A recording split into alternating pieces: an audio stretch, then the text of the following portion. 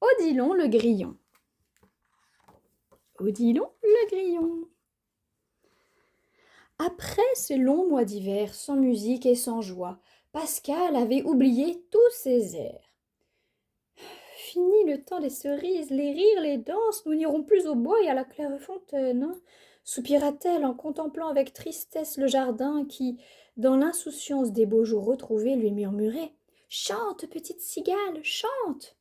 Elle essaya une nouvelle fois sa voix, mais en vain. Sans refrain, le cœur n'y était pas. Alors, toute dépitée, elle retourna se coucher. À peine fut-elle endormie qu'un chant familier venu du fond du jardin dispersa bientôt les sombres nuages de ses rêves. D'un bond, elle fut à sa porte. « Oh, le grillon !» s'écria-t-elle. « C'est lui !» Et c'était bien vrai. Il était là, le grillon, vêtu de morceaux rapiécés et tirant à lui tout seul une vieille guimbarde à musique dont il remontait la clé régulièrement. Oh, dis donc, grillon des champs et des foyers, musicien de mon métier, dit-il en faisant une vague révérence. Puis, tendant un chapeau crasseux, il ajouta à votre bon cœur, mademoiselle, voulez-vous toutes mes ritournelles? Toutes s'empressa de lui dire la cigale. Toutes. Eh bien, c'est parti, mademoiselle, s'écria le grillon en lançant la musique. Et n'oubliez pas d'être là au refrain.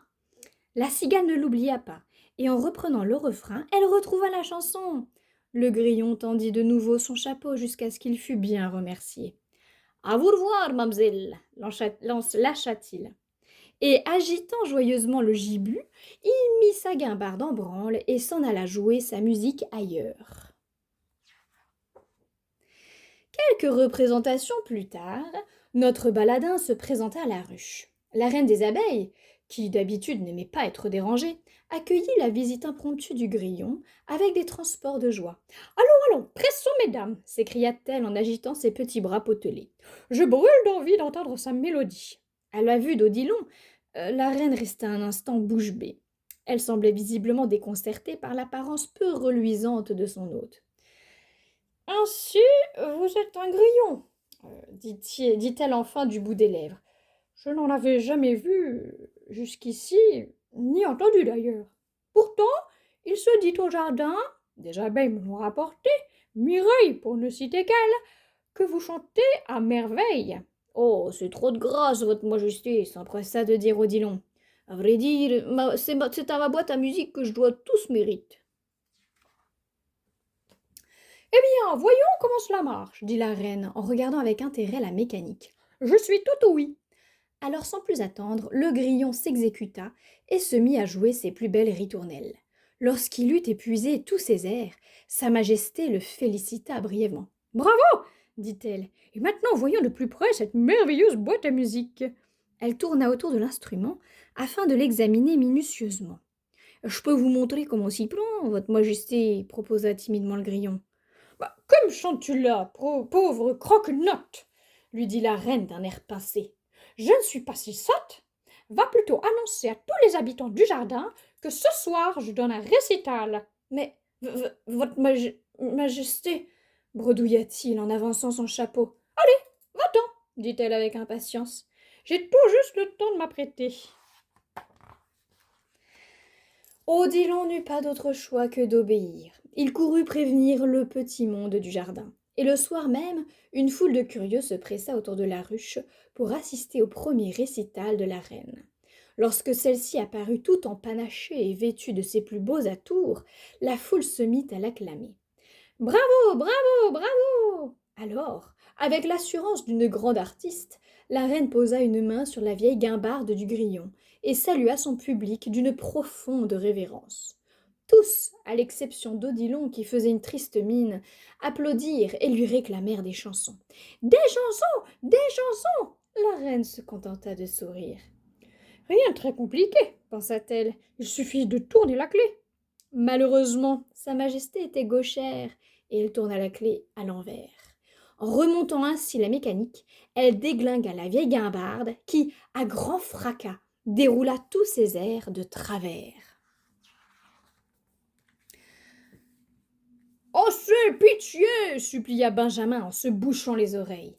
Arrêtez tout de suite cette épouvantable cacophonie. À ces mots, la foule s'esclaffa bruyamment et reprit moqueuse. Cacophonie! Cacophonie! Arrêtez immédiatement cet effroyable zinzin, implora de nouveau Benjamin. Impossible! Elle ne veut plus se taire! Hurla la reine en martelant de son sceptre la pauvre guimbarde. Puis, apercevant soudain le grillon dans la foule, elle lui cria. Tiens, tu peux la reprendre si cela te chante. Moi j'ai autre chose à faire que de taper sur une vieille casserole. Et, tirant rageusement sur sa traîne, elle quitta la scène précipitamment. Ouais, c'est ça, madame prend ses clics et ses couacs, et pour nous, par ici la sortie, le pestacle est fini, s'écria Lutin furieux. Eh bien, si c'est comme ça, moi aussi je décampe, hein. Aussitôt, ce fut un éclat de rire général, et tous s'empressèrent de le suivre. Tous, à l'exception de Patouche, qui resta aux côtés d'Odilon. Oh non, regardez-moi dans quel état ils me l'ont mise, elle est toute fichue maintenant. Mais pas du tout, lui dit la mouche. Elle est encore très bien, cette boîte à couacs. Tiens, pour tout avouer, elle me donne même envie de danser. Alors, si tu veux. Mais comment je vais vivre sans ma musique se lamenta le grillon. Cette boîte, c'était mon gagne-pain. Allez, ne pleure pas. On peut essayer de la réparer, de le réparer, ton casse-croûte, dit Patouche en lui posant une patte sale sur l'épaule. Mais non, c'est sans espoir, soupira Odilon. Elle est juste bonne pour la casse, voilà tout. Alors là, tu tombes à pic, s'exclama la mouche, parce que la casse, c'est mon affaire. Puis, tirant avec insistance la manche du grillon, elle le supplia. Je peux la prendre alors? Dis, tu me la donnes, ta guimbarde, hein? Bah, prends-la si ça peut te faire plaisir, lui dit Odilon. De toute façon, elle n'aurait rien fait d'autre que de m'encombrer. Sur ce, il s'éloigna tristement et disparut dans le jardin. Après une nuit agitée et sans sommeil, le pauvre grillon s'efforça de retrouver ses esprits et se mit en quête de nourriture.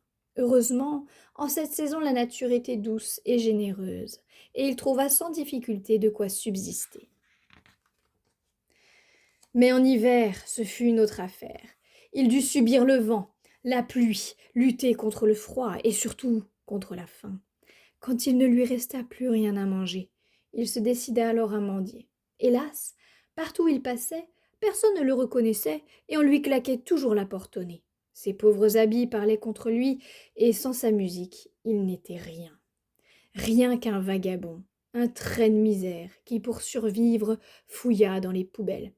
« Patouche !» s'écria la mouche. « Les poubelles, c'est mon boulot à moi !»« C'est que, vois-tu, enfin, tu sais, » dit le grillon un peu gêné. « Je sais, les temps sont durs, mon pauvre ami, » gémit Patouche. « Depuis ce matin, je gratte, je fouille, je creuse, je fouine partout par ce froid épouvantable, et tout ça pourquoi?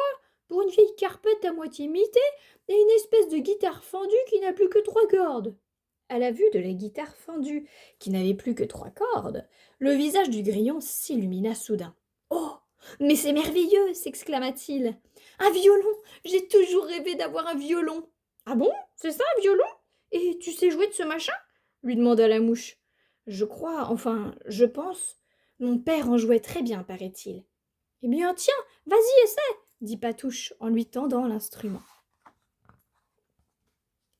Pendant que le grillon jouait sur 3 cordes avec virtuosité, Pascal la cigale prévoyante veillait sur ses chansons. Elle les répétait les unes à la suite des autres, les fredonnait sur tous les tons inlassablement pour ne pas les oublier. Mais à force de rabâcher, la pauvre finissait par mélanger tous ses airs, et l'eau de la claire fontaine dans laquelle elle se débattait devenait de plus en plus trouble. « Oh mon Dieu, mais je n'y arriverai donc jamais! C'est vraiment pas possible d'être à ce point écervelée quand même !»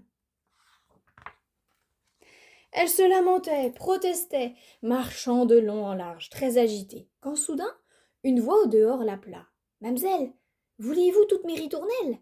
Pascal poussa un cri de joie et se précipita à sa porte. « Entre, mais entre donc, grillon !» dit-elle avec empressement, « et viens près du feu prendre quelque chose de chaud. » Odilon, qui rêvait depuis longtemps de la chaleur d'une bonne flambée, ne se fit pas prier.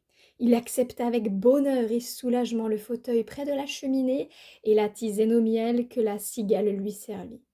« Et si nous écoutions un peu de musique ?» proposa Pascal. « J'aime tellement vos ritournelles !»« Avec plaisir, mamselle, » répondit le grillon en prenant son violon. « Ainsi, nous serons fin prêts le temps venu. »